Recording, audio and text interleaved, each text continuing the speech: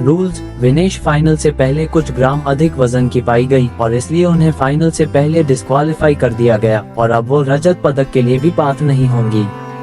आइए जानें कि ओलंपिक कुश्ती के लिए वेट इन नियम भार मापने कैसे काम करते हैं।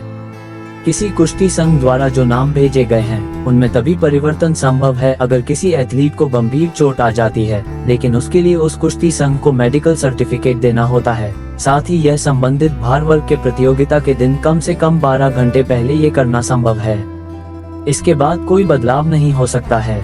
इस समय के बाद कोई भी परिवर्तन स्वीकार नहीं किया जाएगा। सभी प्रतियोगिताओं के लिए संबंधित भार श्रेणी के लिए प्रत्येक सुबह भार मापा जाता है। वजन मापने का कार्यक्रम और मेडिकल चेकअप 30 मिनट तक रहता है। आमतौर पर कुश्ती के मुकाबले 2 दिन में खत्म हो जाते हैं। ऐसे में अगले दिन सिर्फ वही पहलवान भार मपवाने आते हैं जो या तो रेपेचेज में हैं या फिर फाइनल में पहुंच चुके हैं। अगले दिन भार मापने का कार्यक्रम करीब 15 मिनट तक चलता है। किसी भी पहलवान का भार तब तक नहीं मापा जाएगा जब तक उसने पहली सुबह मेडिकल जांच नहीं कराई है। पहलवानों को मेडिकल जांच में उपस्थित होना होगा। उनके साथ उनका लाइसेंस और मान्यता प्रमाण पत्र भी होना चाहिए। भार मापने के लिए एथलीट सिर्फ एक सिंगलेट जर्सी में होना चाहिए जो वह मैच के दौरान पहनकर आएगी। योग्य चिकित्सकों द्वारा जांच किए जाने के बाद जो पहलवान किसी संक्रामक बीमारी से जूझ रहा है उसे डिस्क्वालीफाई कर दिया जाएगा। सिंगलेट के लिए कोई वजन सहिष्णुता की अनुमति नहीं दी जाएगी।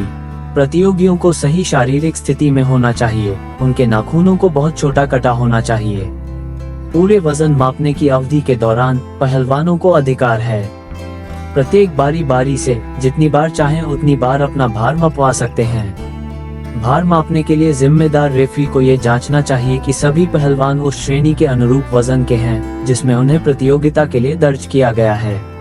वे अनुच्छेद 5 की सभी आवश्यकताओं को पूरी करते हैं या नहीं। साथ ही अगर वो एथलीट किसी गलत जर्सी में मैट पर उतरता है तो सामने वाले खिलाड़ी को इस बारे में आगाह किया जा सके। रेफरी एक ऐसे पहलवान को तौलने से मना कर देंगे जिसने सही कपड़े नहीं पहने हैं। वेट इन के लिए जिम्मेदार रेफरी को ड्रॉ के परिणाम प्राप्त होंगे और उन्हें केवल उन एथलीटों को नियंत्रित करने की अनुमति होगी जो इस सूची में हैं। यदि कोई एथलीट भार मापने के कार्यक्रम दोनों दिन में भाग नहीं लेता है या असफल होता है तो उसे प्रतियोगिता से बाहर कर दिया जाएगा। उस एथलीट को कोई रैंक भी नहीं दिया जाएगा। यदि कोई एथलीट पहले दिन अपनी प्रतियोगिता के दौरान घायल हो जाता है तो उसे दूसरे दिन भार मापने के लिए उपस्थित रहने की आवश्यकता नहीं होगी और उसका रैंक जारी रहेगा। उदाहरण के तौर पर विनेश कल तीनों मैच खेलने के बाद चोटिल होती और तो आज उन्हें भार मापने के दौरान उपस्थित नहीं रहना पड़ता और अगर वह फाइनल में नहीं उतरती तो उन्हें रजत पदक मिलता। क्या विनेश फोगाट पहले 50 किग्रा के भीतर थी?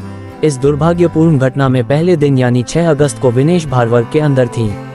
इस 29 वर्षीय एथलीट ने अपने पहले दिन के भार मापने वाले नियम को अच्छे से पार किया था। इसके बाद उन्होंने टोक्यो 2020 की शीर्ष वरीयता प्राप्त और स्वर्ण पदक विजेता सुसाकी को भी हराया था।